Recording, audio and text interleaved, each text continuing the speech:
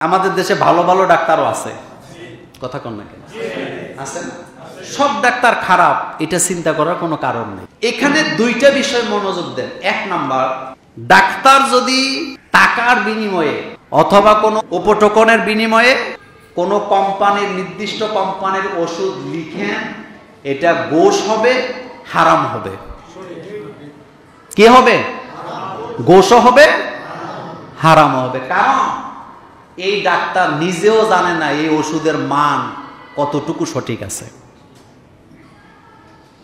একজন ডাক্তার রোগীর জন্য সর্বোচ্চ ভালো কার্যকরী ওষুধটা লিখবেন, এটা ওনার উপরে দায়িত্ব, ওয়াজিব। ওনার উপরে কি ওয়াজিব।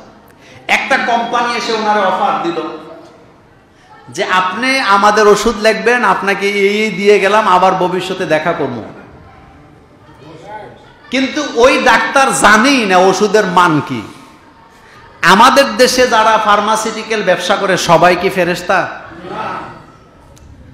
আমি, আপনারা জানেন, লম্বা সময় রেস কোর্সে ছিলাম। একজন আমারে বললেন যে বাদশা মিয়ার বাজারের আশেপাশে সিরাপ বানায়, বালতির মধ্যে কি বানায়? সিরাপ বানায়। এই অভ্যাস আমাদের সমাজে কি আছে? সেজন্যে ডাক্তারের দায়িত্ব হলো তিনি প্রেসক্রিপশন করার সময় একটা ফিস নিছে না?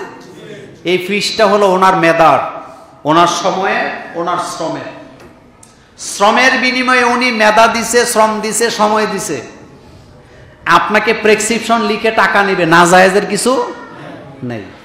কিন্তু তিনি যদি টাকার বিনিময়ে এমন কোম্পানির ওষুধ লেখেন যেই কোম্পানির ওষুধের ব্যাপারে ওনার কোনো কি নাই, ধারণা নাই, তাহলে এটা গোশও হবে, এটা ওনার জন্য হারামও হবে।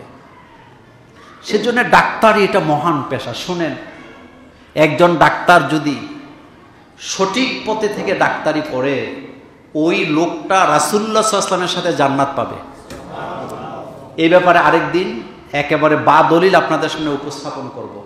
রাসূল সাল্লাল্লাহু আলাইহি ওয়াসাল্লাম নিজেও একজন ডাক্তার ছিলেন, এটা আপনারা জানেন তো? রাসূল সাল্লাল্লাহু আলাইহি ওয়াসাল্লাম নিজেও একজন কি ছিলেন?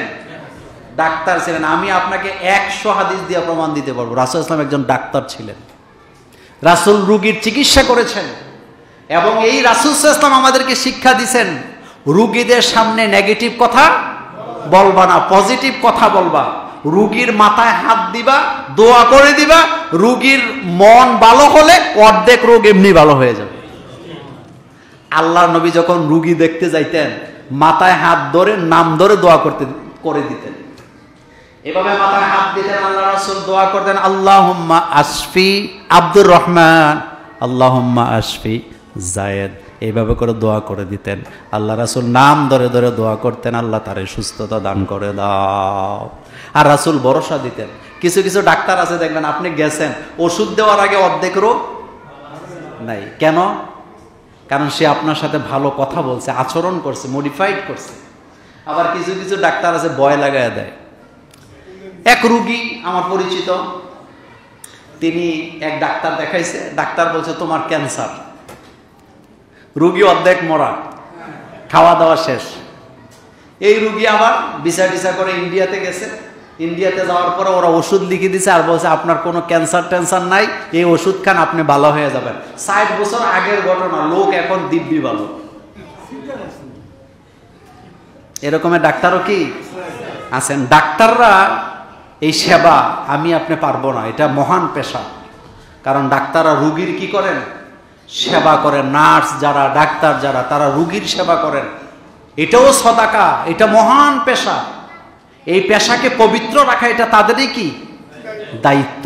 কোনো কোম্পানিকে আপনি প্রমোট করা আপনার দায়িত্ব নয়। আপনি ওই ওষুধটাই লিখবেন যে ওষুধ আপনার রোগীর জন্য কি সবচেয়ে বেশি কার্যকর। আরেকটা কথা বলি, সেটা হলো পরীক্ষা নিরীক্ষা একটা চাপ আমাদের উপরে চাপায়া দেয়। কিছু কিছু হাসপাতাল আছে, আসেনি? আবার দেখবেন, আমি নিজে দেখছি এগুলা, ওষুধ লিখে ফেলে আগে, পরীক্ষাতে পরে। আচ্ছা, আপনাদের বিবেক কি বলে, পরীক্ষা আগে হবে না ওষুধ লেখা আগে হবে? তা ওষুধ লেখার পরে পরীক্ষার দরকারটাকে, আপনি তো ওষুধ লিখেই ফেলছেন। এগুলা চলে কিনা? এগুলোর দিকে খেয়াল করা দরকার।